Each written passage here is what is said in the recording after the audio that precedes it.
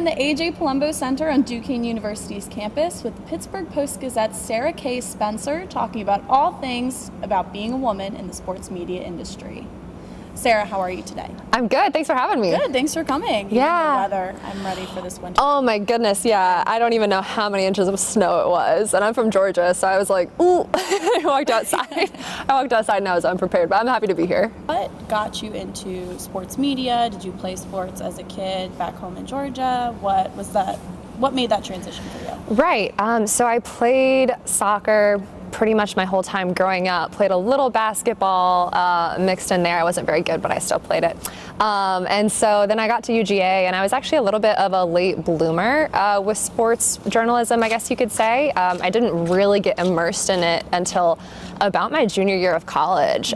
There's so many resources in front of me that I just wasn't really taking advantage of. And then all of a sudden I woke up and I was like, you know, I've been competitive my whole life. I've been such a writer my whole life. I love sports. I love how, you know, in times of struggle, sometimes we can rally around sports. It's such a kind of big community event. You know, I just love everything about it. I love the adrenaline rush, everything about it. And there's so many stories to tell.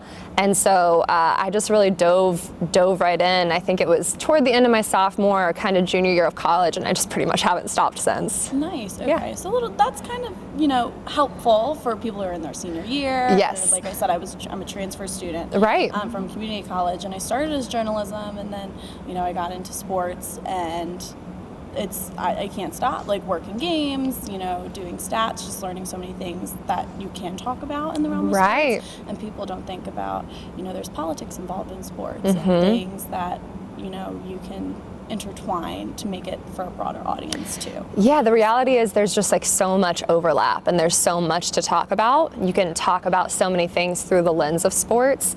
And, you know, you talk about sports, but we also talk about people, you know, and injuries and overcoming adversity and, you know, failure, success, so many different things. And I guess that just really appealed to me. But it's never too late to get involved with it as long as you really, really dive into it, you know? Right. So how did coming from Georgia, where you're from, how did that transition as far as how you reached out to your audience? Were the fans different? Like, did you find it hard to transition sports markets when you came out? Surprisingly, no.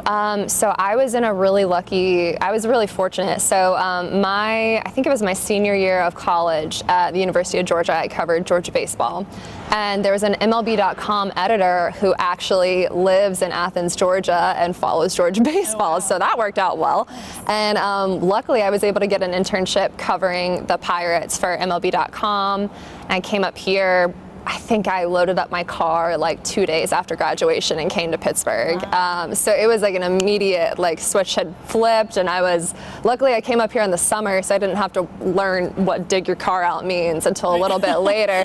So it was almost more like the sports, it's kind of, I don't want to say it's the same everywhere because it's not, but it was not a hard transition as far as like sports coverage and interacting with fans, dealing with readers, that kind of thing. It was more like for me personally. You're on Twitter. I follow Yes. you on Twitter. Yes. How do you find a balance between kind of being casual, social media crowd versus your actual print audience? Do you find you reach out in different ways? Or what's the difference? Yeah, I mean, I definitely think there's a little bit more of a casual, obviously social aspect to social media than like when I actually send in a story for like print or online. I mean, you can have some, not to say you can't have some fun and show some personality when it comes to your like nuts and bolts, you know, writing. But I mean, you know, in print, I'm not gonna ask people for pictures of their dog, which I did the other day on Twitter. So I do think you can have fun, a little bit more fun with it and be a little bit more obviously interactive because it's two-way communication on social media, which I really, really enjoy. So I think it's an opportunity to maybe lighten up a little bit and not take ourselves so seriously. At the same time, we're there to do a job and to provide information, and sometimes that information is not always positive and glamorous. So you just have to understand that balance and be able to kind of have some layers and kind of operate on a little bit of a spectrum. Right. Okay. I mean, social media is a great resource. Yeah. That's how I reached out to you. Yeah, so yeah. I hope you don't think it wasn't professional or anything like that. No, not at all. I mean, just figured take a chance, like shoot your shot. You never know. Oh, you should. Like, I'm glad you did. But yeah, no, I mean, I'll do that all the time. I'll reach out to someone on Twitter or like DM them, and I think that culture is kind of changing too. You know, it's okay to. We have a lot of different ways to reach out to people now, so why not take advantage of it? We do want to talk about I'm a sports information and media major, which is a new major at the school. It's a cool thing that's cool that's a thing. Oh, it's awesome. Yeah. Shout out to Robert Healy III for developing a major. He's a great professor, great adjunct. But, you know, I look around my classroom and I do notice there are fewer girls than there are guys. And, you know, in the evolving years of the world we're fighting with equality and wage gap issues and, you know, things in politics like that. I think we'd be naive to ignore the fact that there are fewer women in the sports like media world or the industry than there are men. I don't want to say that being a woman is a challenge, but have you noticed that you get treated differently, or perhaps you had to work a little bit harder? Like, from a female's perspective, what do you notice? I think it's, you know, usually if I notice that like I'm one of the only women in the room or the only woman in the room, I want to feel empowered because it's like, okay, I'm on the same level as the guys. But then we're all just doing the same thing. Right. Yeah. But how can you be empowered when, you know, it's like, I mean, it's like being on a team, like your girls can't eat with you. So it's kind of like, how can you feel empowered? So yeah, I mean, well, that's good. I personally, you know, sometimes sitting on the sidelines, and maybe it's because I'm younger and like I look for it more just because it's something I'm noticing. For me, one thing that sometimes I think women might deal with more than men, not even just in like sports media, but in general, we always seem to lead the conversation visually. We always seem to lead the conversation with like, oh, she's how she looks, or, you know, how she carries herself or whatever, you know, like, oh, she's so sweet, or oh, she's kind of cold, or like, oh, this is how I think about how she looks. Like, it's not really a space for commentary on that, you know? Like, we just need to get away from leading with that and focus on like what we bring to the table. Right.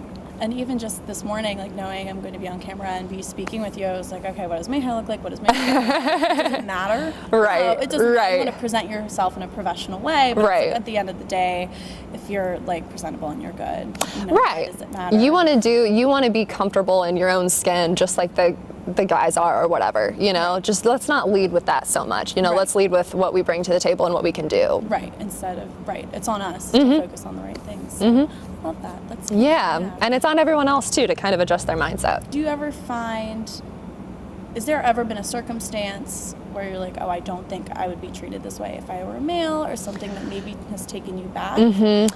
Is it hard to interview? Maybe you don't get the same respect from the players or the coaches necessarily if they're not familiar with who you are.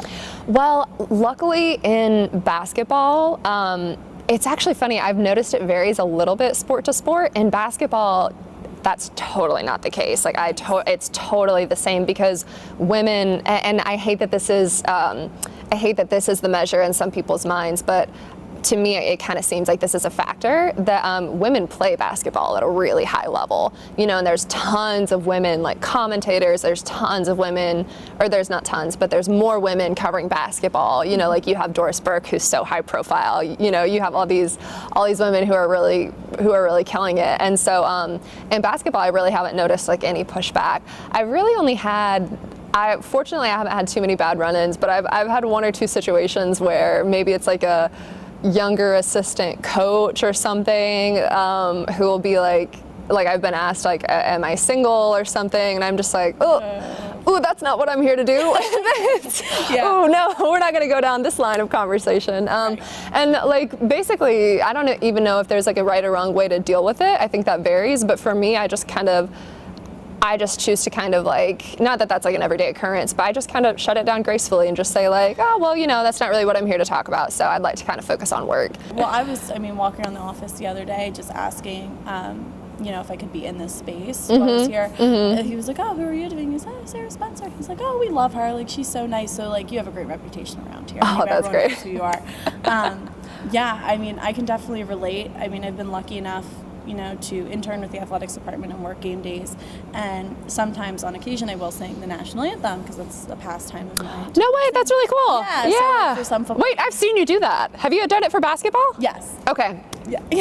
That's really cool. So, I mean, that's great. And then it's hilarious because then I walk off and I put my credentials on and like I go sit or like go to my post. And sometimes some games I show up and they're like, oh, are you singing the anthem? I'm like, no, just working. So, Oh my goodness, I've gotten asked. That's so funny that you say that. I have gotten asked. I've gotten asked, like, walking into a press box, are you here to sing the national anthem? Like, I mean, 20 times. And I'm always like it's weird because I'm not like offended by it. It's just like, no, you know, I'm here to work. I'm here to do other things. Yeah. You know, it's so funny that's kind of like the first thing that they think of. And I'm like, I have a credential. hello. Right. It's not malicious. It's just like, no, I'm here to work, you know? No. So why not cover women's sports?